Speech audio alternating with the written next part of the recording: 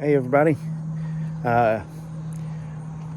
today I'm going to be installing a Spectre Cold Air Intake on my F250. It's 2016 model, 6.2 gasser.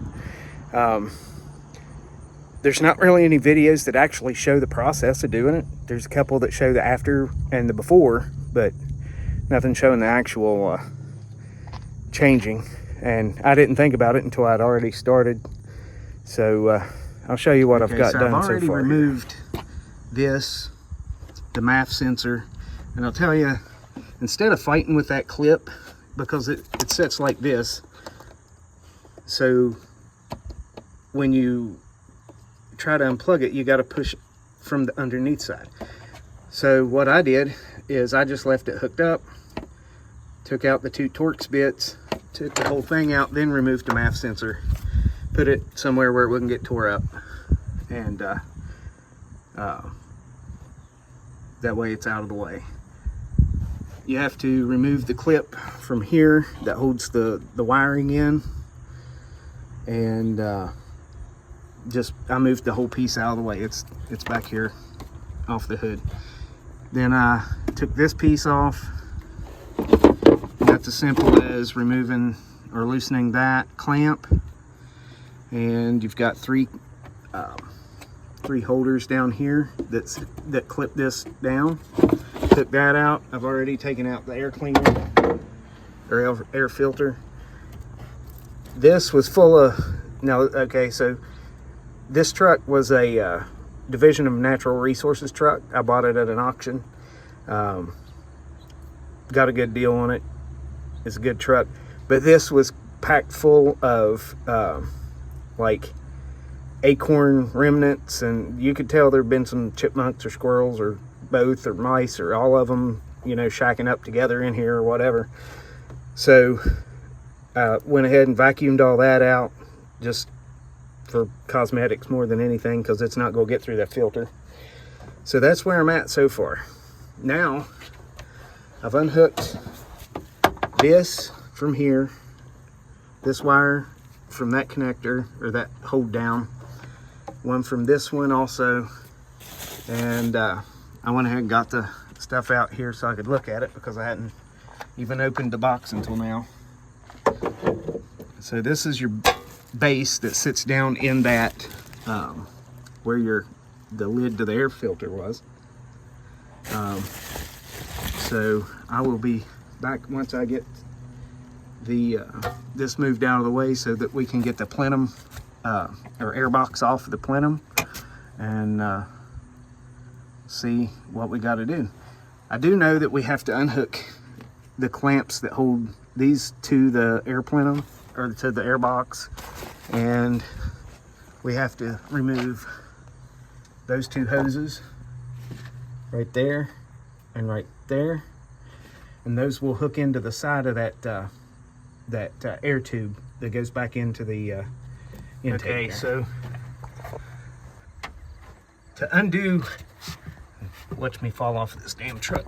So this one, there's a little nipple in the back there. You push it down and it releases from that little, I don't know if you can see, but there's a little ledge right there, and that releases that from there.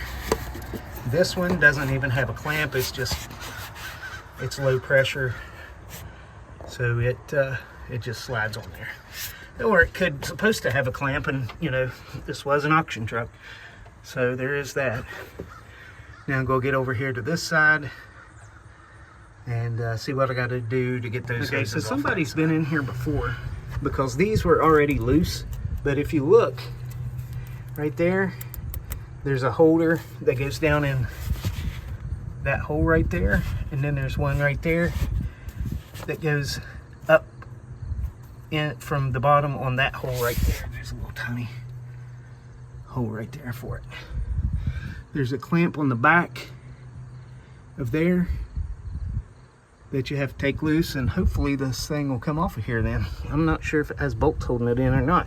We'll find out. I don't really fancy myself an acrobat, but I'm going to try this. I'm kind of held up on the hood here, and I'm a fat dude, so that's a thing for me.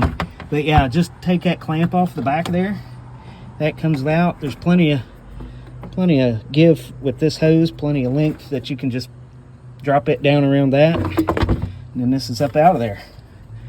So phase one done. Now I gotta see how to put that other piece back together and put it in here. The guy that I watched said this takes about 3 hours. So far I'm about 25 minutes into it. But I was a mechanic before, so I know my way around a little bit more on older vehicles than these newer ones. But anyway, we'll see what we got to do to put it back. And I did read it. Well, I looked at the instructions. I didn't necessarily read them yet all, but I did look at how to what all needed to come loose here. So, you know, take the time to look at the instructions. There's some tricks that you can get around, like that MAF sensor, not trying to unplug it first because you could rip the wires out or whatever. But it pays to look at the instructions. I'll just say that, or else you might end up spending a lot more time than you need to. Okay, so when you get this thing, this piece was not attached. So it came in two separate pieces. You had that piece, and then you had this straight piece that goes across here with your tabs. Now it says that those tabs are supposed to go to the inside. However, if you look at your original lid for your air filter and air cleaner, those tabs go up under the edge of the other piece so that it locks it in. So that's how I'm putting it in. I'll let you know if I mess it up, because then you'll see me have it reversed. Then it says to put the upper and lower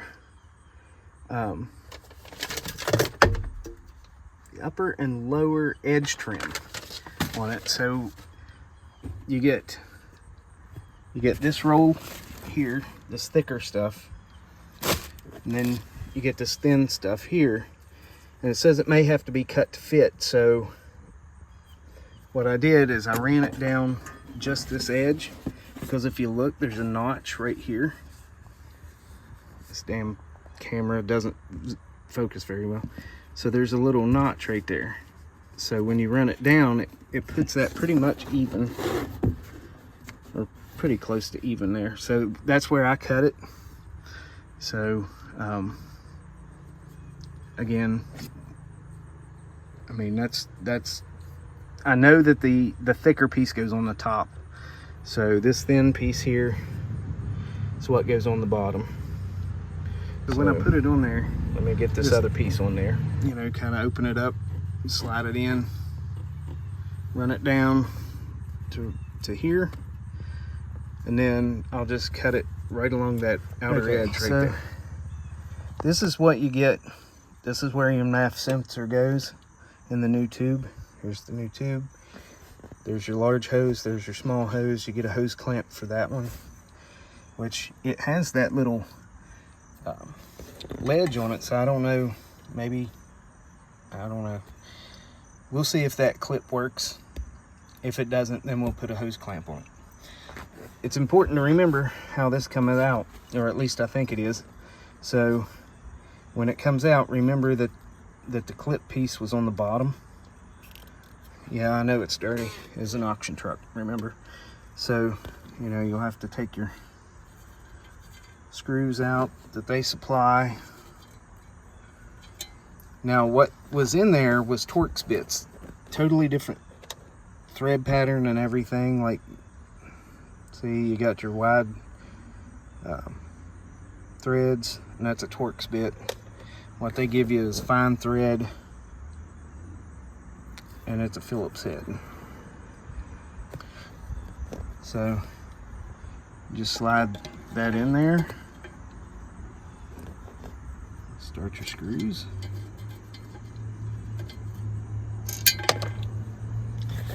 drop them. It's hard as hell to do with one hand.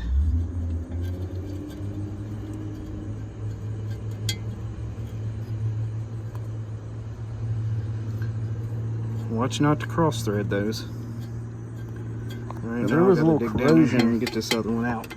One there.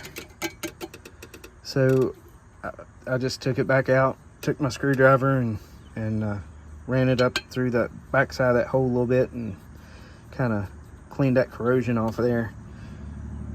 If not, it makes it hard for that to go in, which might be what cross-threaded.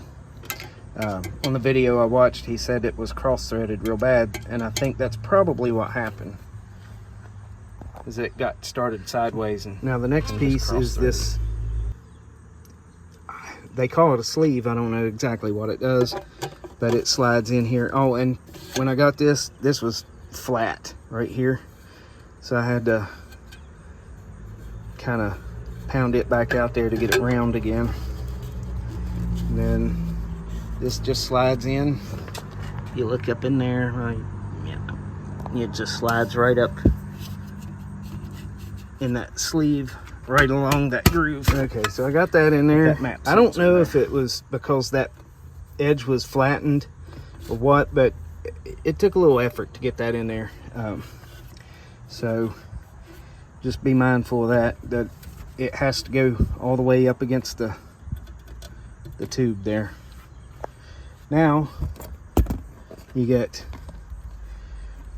this, and it comes with two pretty good size clamps.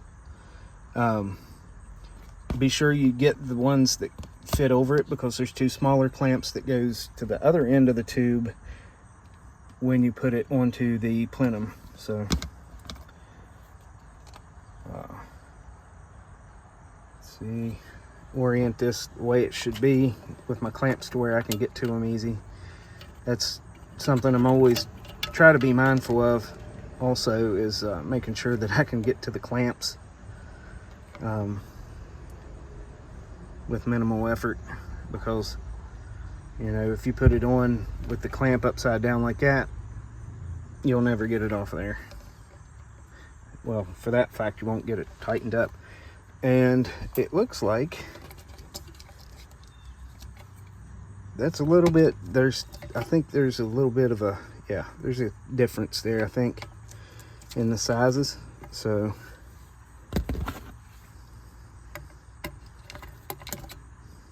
you gotta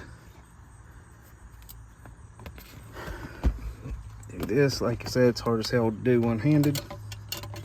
So you see how it goes on there. Let me get that tightened up a little bit. And okay, so what they don't tell you is you got to put this piece on, which I didn't even know that it was in the box until I went back and wondered why in the hell it wasn't tightening up. And then this goes on top of that, like so. So let me get that installed now. So there's that. It says to put this other clamp on, but don't tighten it up yet, which, I mean, that's kind of common sense. But okay, all right, so now we have to install the box, heat shield, whatever you want to call it. Like I said, those things there just happen to line up with the factory ones. However, if you look, it's got a gap in the back, and it's you know, kind of hard to hold down there. So I'm assuming that your hooks go into this. So we'll see if I can get that. I had to go eat some spinach and shit, because that was tough. It took a lot of muscles to do that. Get those up in there, but I got them. All right, so now got to put this trim on, and then the piece that goes in there. There we go. Getting it around these corners is a little bit damn tough. And then you got a little excess you got to trim off there, and it's got a metal core in it. So I had to use some tin snips to cut that metal core out of there. But other than that, it's on there. And doing okay. Now the piece that holds the air filter on, then we got to put the connector going up there, another rubber boot, and hook the MAF sensor up, maybe a few zip ties to keep everything out of the way. And okay, there's the finished product. I will be 100% honest, that was a monster to get on there. And then getting it to connect to this piece, because this runs through that hole that was in that heat shield, and then, you know, the tube clamps onto that, and it was a monster to get on there. As far as those hoses, I'm not putting a clamp on that one just yet. We'll see how it does. That back one there looks like it clipped in, so we will see.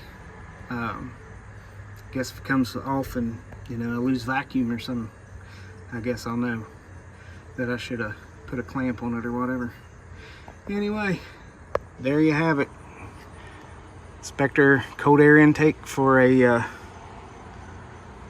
2016 F250.